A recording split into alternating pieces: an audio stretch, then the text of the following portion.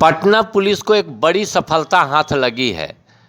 Auto चालक अपराधी जो लूटपाट के घटनाओं को अंजाम देते थे, उन्हें पकड़ लिया गया है। पटना जंक्शन से सवारी को बैठाकर सुनसान जगह में ले जाकर उनसे लूटपाट की जाती थी। इसकी सूचना पटना एसएसपी को जब मिली तो उन्होंने टीम गठित कर सिटी एसपी के नेतृत्व में एक डीएसपी और कई थाना प्रभारी को यह काम सौंपा। वहीं पुलिस ने रात के अंधेरे में 4 अपराधियों को पकड़ा। साथ ही जब उसके ऑटो की तलाशी ली गई तो उसमें 1.5 किलो गांजा भी बरामद किया गया।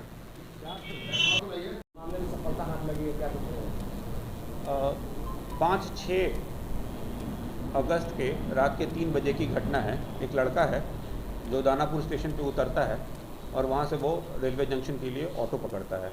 ऑटो में वो देखता है कि एक ऑटो चालक है और 2 सवारी बैठे हुए हैं। उसको थोड़ा सा सपोर्ट मिलता है कि सवारी और हैं और वो उस पर बैठकर स्टेशन के लिए निकलता है।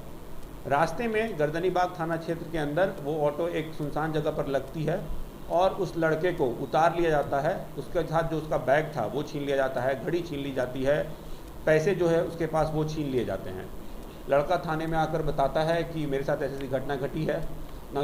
इस घटना को हम लोगों ने बहुत सीरियसली लिया। यह एक बहुत सीरियस घटना इसलिए थी कि एक नादान व्यक्ति जो पटना में आ रहा है और उसके साथ ऐसी घटना घट गई थी, जो पटना पुलिस के लिए एक बहुत बड़ा चैलेंज था इस घटना को डिटेक्ट करना। हमारे पास शुरू में कोई क्लू भी नहीं था कि किस तरीके से हम उस अपराधी को पकड़ेंगे जिसने इस तरह की घटना की। लेकिन तुरंत मेरे द्वारा एक एसआईटी का गठन किया गया वरीय पुलिस अधीक्षक के सहमति से, जिसमें डीएसपी साहब जो हैं सचिवालय, इनके नेतृत्व में किया गया। इंस्पेक्टर साहब थे और बहुत सारे पदाधिकारी उस एसआईटी में थे। इनको सौंपी गई इस घटना के सफल उद्भेदन की जिम्मेदारी और जितने भी सामान हैं उसकी बरामदगी और अभियुक्तों की गिरफ्तारी। यह टीम लगी रही, लगातार इधर उधर आसूचना संकलन करती रही, लोगों से बात करती रही। फाइनली इन्हें एक सूचना मिली कि तीनों अपराधी फिर से इसी तरह की घटना करने के लिए तैयारी कर रहे हैं।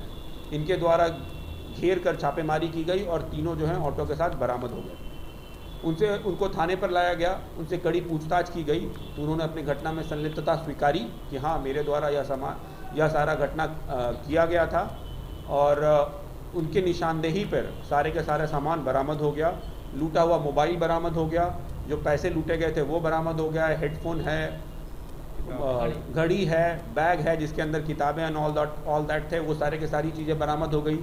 इनके द्वारा घड़ी को एक लड़के के पास बेच दिया गया था, मोबाइल को बेच दिया गया था, तो उस लड़के को भी हमने मोबाइल के साथ बरामद कर लिया है। इस तरीके से एक ब्लाइंड केस था जिसे डीएसपी सचिवालय और इंस्पेक्टर साहब गर्दनीबाग के नेतृत्व में सफल उद्भेदन कर लिया गया है। सारे सामानों की बरामदगी कर ली गई है और जितने भी अभियुक्त इसमें थे उन सभी की गिरफ्तारी कर ली गई है। और इसलिए मैं इस टीम को बहुत बहुत बधाई देना चाहूँगा कि उनके सफल मेहनत से इस घटना का सफल उद्भेदन हो सका। ये अपराधी इसी क्षेत्र में सक्रिय थे या और भी क्षेत्र में लूटपाट किए? प्रथम दृष्टया इनका लग रहा है कि यह गर्दनीबाग थाना क्षेत्र में ही सक्रिय रहे हैं। एक बात मैं और बताना चाहूँगा कि जब हमने ऑटो की तलाशी ली तो उसमें हमें गांजा भी मिला और फिर जब पूछताछ की गई तो इनके द्वारा स्वीकार किया गया कि ये छोटी छोटी चोरी, लूट की घटना और गांजा बेचने के व्यवसाय में सम्मिलित रहे हैं और इस तरह के आपराधिक घटना पूर्व में करते रहे हैं। सर, इन अपराधियों को पकड़ने के लिए पुलिस को कहीं ना कहीं ऑटो सवारी करनी पड़ी, वो क्या कितनी मशक्कत करनी पड़ी? पुलिस जो है लगातार 2-3 दिन से हर ऑटो के पीछे लगी हुई थी।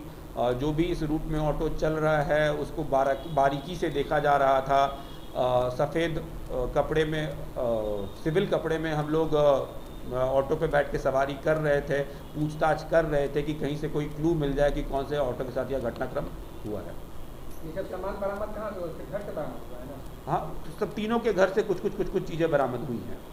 इन लोगों की गिरफ्तारी कहाँ से हुई? इन लोगों की गिरफ्तारी जो है वो जब ये लोग ऑटो में ट्रैवल कर रहे थे तो इनको फिर से जब ये दोबारा घटना करने के लिए ऑटो के थ्रू जा रहे थे तो हमने इन्हें ऑटो के साथ बरामद किया।